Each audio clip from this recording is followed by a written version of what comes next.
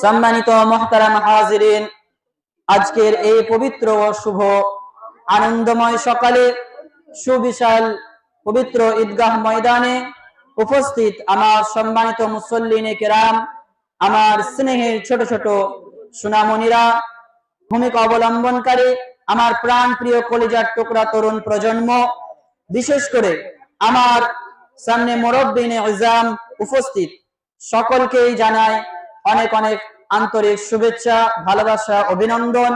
আহলান ওয়া সাহলান, তাফাজ্জালান, মারহাবান ইয়া খায়রু বিক। তাকাব্বালাল্লাহু মিন্না ওয়া মিনকুম আজমাইন। আল্লাহ সুবহানাহু ওয়া তাআলা আপনাদের এবং আমার সকল ইবাদতগুলোকে কবুল করে নেন, পড়ি আমিন।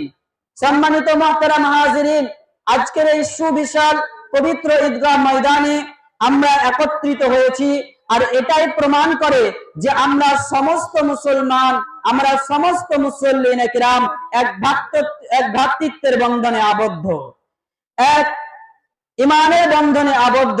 তাই আজকে আমরা সুবিশাল ঈদগাহ ময়দানে হাজির হয়েছি।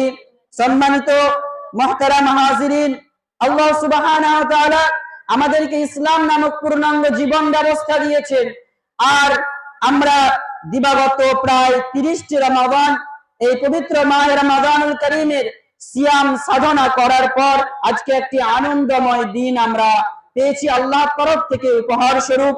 যাক, আল্লাহ সুবহানাহু ওয়া তাআলা আমাদেরকে রমাদানুল কারীম দিয়ে সম্মানিত করেছেন, ইসলাম দিয়ে সম্মানিত করেছেন।